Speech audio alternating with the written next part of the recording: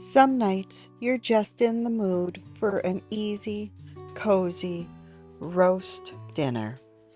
And that's one of the reasons I absolutely love a roast chicken dinner.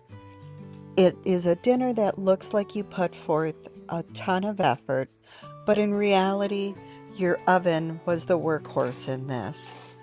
All the effort that it requires from you is just to thickly slice some onion, lay it in your roasting pan to create a bed for your chicken to lay upon, to peel some potatoes, and to make some veg, to season your chicken, and then to fill the cavity with some wonderful sliced lemon, a clove or a head of garlic, some fresh or dried herbs, and just allow your oven to be your workhorse. And then you have this wonderful, delicious roast dinner that is just a favorite of everyone. And then to make things even better, your leftovers can be used in so many different and delicious meals. From that point forward, it's just one of the most versatile dinners that one can use and have in your repertoire. I use my roast chicken dinner as a staple in my kitchen numerous times throughout the fall and winter.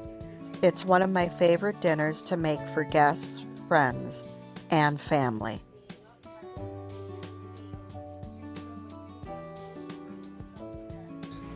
All I placed inside the chicken was just a simple collection of seasonings, which was salt, pepper, garlic, rub sage, and thyme. On top of the chicken, I'm going to do a collection of seasonings of salt, pepper, garlic, marjoram, rub sage, savory, tarragon, thyme, poultry seasoning, and onion powder. And what I like about that collection is it gives you a well-rounded, flavorful chicken without being too over-seasoned or too under-seasoned. And it gives you something that is versatile enough that you can use your leftovers in a lot of different meals afterwards.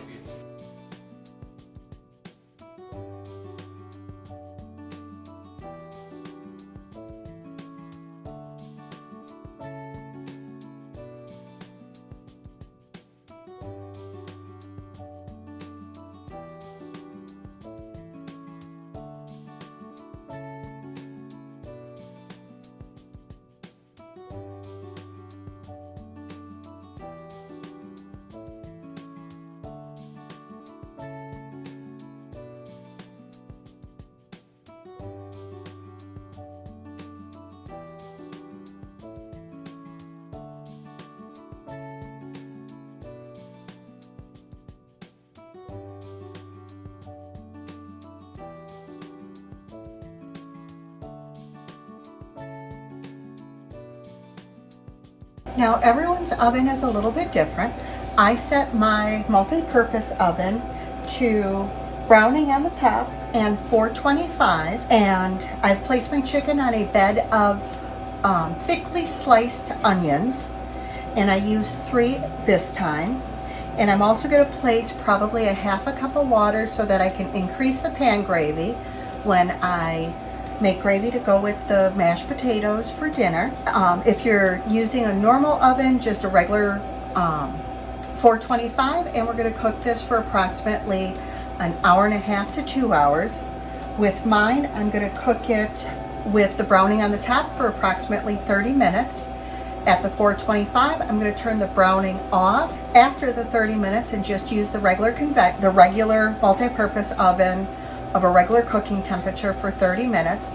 And then I'm going to turn my oven off, leave my door closed for approximately another 30 minutes because it is a cast iron oven, so it's going to retain that heat, and continue to brown and crisp my skin and continue to cook with my oven off. But a normal cooking oven, you're going to leave your heat on the entire time. I just happen to have a very unique oven, so therefore it cooks differently. So if you see me adjusting my temperatures and playing with my oven, Don't do that with your stuff. You just leave it on at 4 1/4 and cook it normally, and don't futz with your temperatures.